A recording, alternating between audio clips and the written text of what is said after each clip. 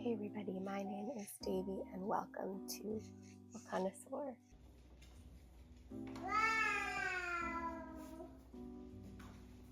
So today I thought I would make the case for reading bigger books. The reason I'm saying this is because with book talk and booktube and bookstagram and constant consumption of media, there's a lot of pressure to read very quickly, and I think with a good book we can go back to some slower paced reading that takes us more than a week to finish, really immerse ourselves into a story for a longer period of time.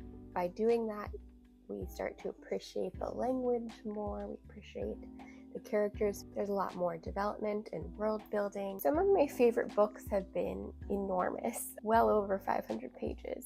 For example, I just recently read The Bee Sting, and that was fantastic. I also loved The Covenant of Water by Abraham Verghese. That's one of my favorite books of all time. And also The Love Songs of W.E.B. Du Bois by Honoré Fanon Jeffers. That was one of my favorite books of the year when I read it. So I thought I would share with you some of the big books on my TBR. A lot of these were just sitting on my shelf, but I did get some more recently. You probably saw it in my secondhand book haul that I posted a few weeks ago. And then I've also got one out from the library. So let's get into my big book TBR. The first one is Lonesome Dove by Larry McMurtry. This is a classic Western tale, a love story, an epic, an adventure. Yeah, I've been really into the idea of reading a Western, and I know this is very beloved and a great place to start.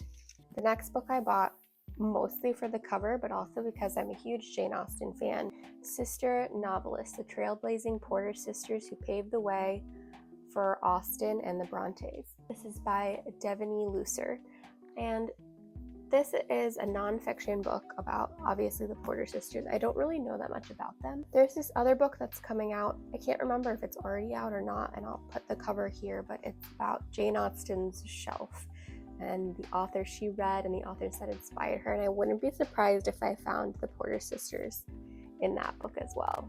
The next book is a little bit intimidating, but I just found this at the secondhand bookstore that I went to a few weeks ago, and that is the Brothers Karamazov by Fyodor Dostoevsky.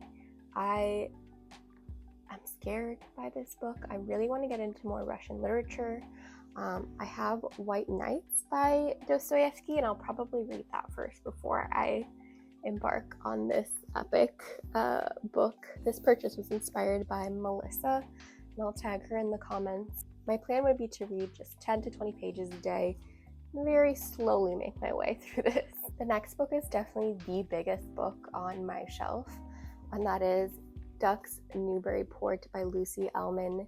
This I know nothing about other than the fact that I'm pretty sure it's sort of a stream of consciousness. If I'm not mistaken, it's one big sentence, which sounds a little nuts. I've heard it's really good. It was shortlisted for the Booker Prize in 2019. So yeah, this is no freaking joke. I mean, let's see how many pages are in here. This hits just 12 pages shy of 1,000 pages. This is something I think I would also do like the 10 or 20 pages a day, sort of slowly make my way through it, even if it takes me a year to read. This definitely qualifies as something that would need to be a slow read. The Eighth Life by Nino, Haratischvili. I picked this up as strictly a cover buy once at Powell's bookstore in Portland. This is about a Georgian family on the edge of the Russian Empire who has found their success through a family chocolate recipe. That sounds incredible, so I'm really excited to read this one. This might be one of the first ones that I pick up. The next book is The Luminaries by Eleanor Catton. She is a beloved New Zealand writer. You probably have heard of Burnham Woods, which is one of her more recent, if not her most recent book. The Luminaries has been catching my eye at the bookstore for years. I actually had read a little bit of this and then put it down for some reason, so I'm excited to get through this whole thing. It's about the gold rush in New Zealand and a bunch of men, which is not usually my thing, but I've heard amazing things. The writer is female, so I'm interested to see how these men are portrayed, what happens in the story, and yeah, it's definitely a big book coming in at under 800 pages.